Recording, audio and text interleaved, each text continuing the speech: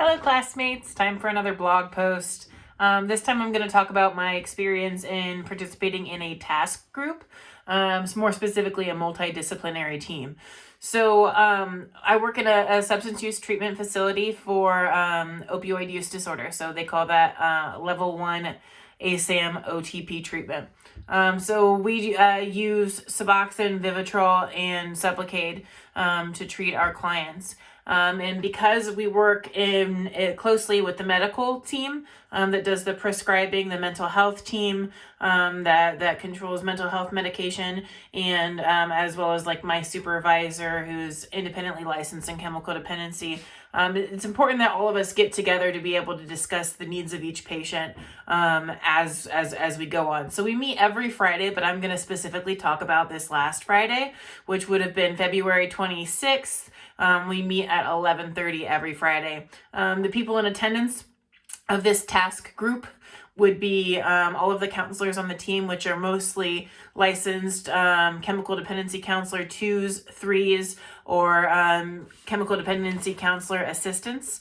There's also 2 licensed social workers, one of which does mental health treatment in addition to the substance use side of things for the co-occurring disorders, as well as the clinical director, and she's independently licensed through the Chemical Dependency Board here in Ohio. She also has a PsyD in mental health counseling, I think. So she's kind of the who's who on everything. Additionally, the regional nurse manager also comes into this multidisciplinary team and represents the nursing side of things, as well as the nursing supervisor and the doctor that oversees our facility. And he's a medical doctor. He's also a part of the multidisciplinary team. So the reason that this is a task group, and I've got my handy dandy understanding generalist practice. The reason this goes for a task group is because the goal here is to provide a continuum of care for the patients that we provide services for. So I think that there's a very clearly defined goal that all of the members of these different teams get together to be able to make that happen. More specifically, I'm going to quote the book here, talking about the M teams, or the multidisciplinary teams. It says we meet to discuss specific clients with whom team members are working. And then it gives an example of like a state one, but it also says they can be used in the cases of abuse or specific services that are being offered. So with this multidisciplinary team, the way that we run the team is we first go through the patients that have like illicit substances on their urine drug screens, because the patients come in weekly to be dispensed medication. This medication is generally Suboxone, and our facility dispenses through the medical side. So the patient will have their individual session. We'll take a urine screen, and then we dispense based off of that, so that we can make sure that we're not having drug interactions or over medicating somebody. So the way that the format of the group goes is that we'll first discuss patients that had illicit drug screens for the week, or the lab work came back from urine drug screens and it has things that aren't supposed to be there, or inaccurate levels of the Suboxone or the Suboxone metabolite. What's really cool about this kind of setup, and where I fit in, is I can talk about clinically and therapeutically where this patient is at, like in various areas of their life, like from a biopsychosocial kind of approach, and then having that support from the doctor to be able to say, okay, that makes sense. This is why we've tapered a dosage here, or it makes sense that this person would need an increased dose to combat cravings. And then being able, each point of contact around the patient, being able to kind of come together and say, yes, I had this interaction with this patient as well during this time. This makes sense together. And when there are inconsistencies, it not make sense. I love this approach. It also gives me the freedom to be able to bring up a client that I might be struggling with. So at this particular multidisciplinary meeting, I brought up a patient, and I'm gonna, be HIPAA compliant. So I brought up a patient that was continually testing positive for illicit substances, including opiates and benzos, which have a strong interaction. It was beneficial to bring this up in the multidisciplinary team because I was able to get the nursing input and the medical input, which falls outside of my scope of practice. So the doctor and the nursing were able to educate me on the dangers of increasing this client's dose, as he had requested to be seen to do, because he was also testing positive for illicit benzodiazepines, which create an unsafe mix, which is like an intense respiratory depressant and can cause overdose like lickety split. So being able to kind of discuss on all fronts at the same time. This patient had also been recently to had a short mental health hospital stay, where he was given multiple medications for controlling anxiety. So with the anxiety and the intense withdrawal symptoms that he was going in, kind of feeding off each other, they were increasing symptoms of PTSD, of generalized anxiety disorder, and major depressive disorder. So we were also able to get the nurse practitioner that prescribes mental health medications on board and on the same page with this patient's plan of care. So it was really cool to be able to bring that up and to have other input from other counselors. The patient also displays institutionalized behaviors from having a lengthy criminal history, and having been in his adult life more incarcerated than he would not been incarcerated. So some of his bartering behaviors had been showing up, and I needed consultation on how to handle that.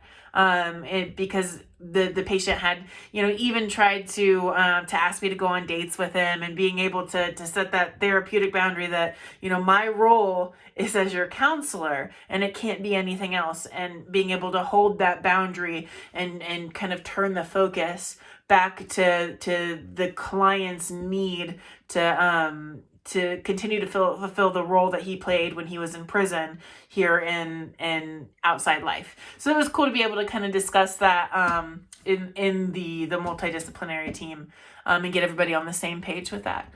Let's see. We talked about representation of the groups visited, the diversity of the groups, and the different licensures that were there.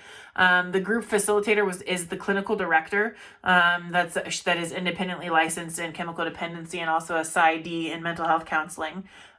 She was able to kind of fluidly move through the subject. First we talk about illicit UDSs, then illicit lab work. We turn over to nursing and talk about patients that are currently having their medication dissolved at the window due to behavior concerns. And then being able to kind of coordinate what the needs are between specifically medical, mental health, and substance use counseling. It's a great place that we received some kinds of education about like different ways to make sure that the client is getting the wraparound care that they need. Let's see. Explain the criteria for referral to each group and the critique appropriateness of referral and contraindications for referral to each group. So this group specifically is for people that work in this agency. It would not work if we were inviting other people from outside the agency into this group, because one, they would be exposed to like the private HIPAA information of our patients, as well as the CFR 42 Part 2. This isn't like this kind of group and that collaborates on decisions for each patient is not privy to like reporting agencies like Children's Services and probation. I think everybody pretty much has equal footing and equal opportunity to share. It's unlikely that a counselor will go through the entire week and not have a patient with an illicit UDS. So each counselor gets the opportunity to share, as well as the members of medical and the supervision, my supervisor. My overall reaction to this group is somewhat anxiety invoking, because in this setting, the purpose of this task group is to be able to provide better care. And sometimes that involves me being able to kind of have some of the self-critique and know when I know how to handle something and when I don't. So it can be kind of nerve-wracking in a jury of my peers, so to speak, to say, hey, this is out of my scope and I don't understand. Can I have some clarity on what these lab results say, or what it means when this is what I'm getting back, or how to clinically approach X, Y, or Z. So it's kind of anxiety invoking to kind of be held in a jury of my peers like that, but in the name of growth as a social worker, as a clinician in general that provides human services for clients, it's necessary. And I think I get better at kind of handling that critique every time I do it. I'm not new to these, and I want to make sure that I'm providing the best care that I can. Let's see. The facilitator interacts with the group incredibly business-like. Like, this is the next item on the ticket. Sometimes she can be kind of firm with medical because medical has a different kind of set of objectives sometimes that they need to meet than clinical does. So when it comes down to whether something is in the best interest of the client, sometimes there's like a clashing of professional interests. So it can be difficult, I think, sometimes for the facilitator to interact with medical because both are incredibly crucial in the work that we do. Yeah, I think positive and negative ethical issues observed. I think kind of like I'm gonna piggyback on what I just said. So in this specific group, if say one of my patients that was brought up this week in group. Normally, a patient has to have an hour individual session before we do any kind of medication. Now, because the bulk of medication that we provide to clients is Suboxone, it's a daily oral medication that's dispensed at a window. Usually they get a week or 2 weeks at a time.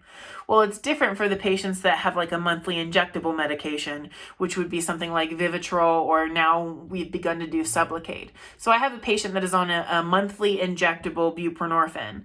And if that patient only has to come in once a month because we do telehealth counseling because of COVID restrictions. So that patient comes in once a month and he's very stable. He provides a urine specimen and gets his shot. He meets me on the phone weekly for his individual counseling, and everything is honky-dory.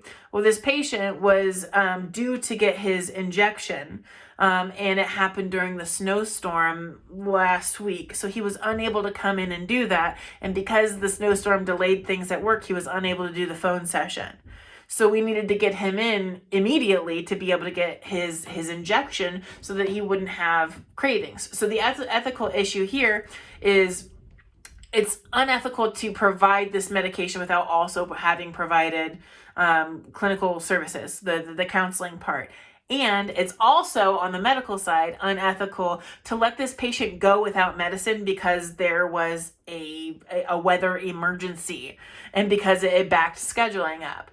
So there was kind of a professional difference between whether nursing said it was okay and the doctor said it was okay to medicate versus the counselor saying, or the clinical director saying, hey, guess what? Our policy is this way. We have to have this counseling session in. The patient hadn't missed any counseling sessions prior to that and was very stable. And we ended up, in my documentation, I had to put per the medical team, so per MD recommendation, this client was to receive this medication on this date and then receive his individual session afterwards. So there's kind of an ethical issue based off of like where you sit.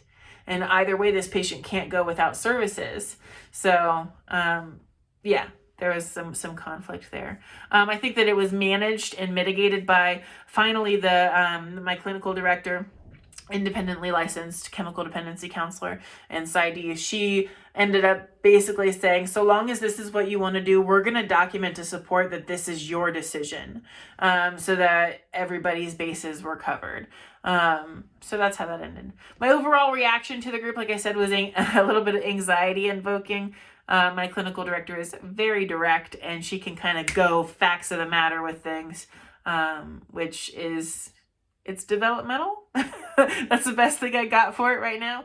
But I do love the work that I do, and I do love that I get to participate weekly, routinely, in this multidisciplinary team, especially since if I have a patient that's going through things, and having behaviors or illicit urines multiple weeks in a row, that we can bring that up in that setting and then decide if they need a higher level of care, if they need to do intensive outpatient, if we can refer them for more ancillary groups, self-help groups, treatment groups, those kind of things that we offer.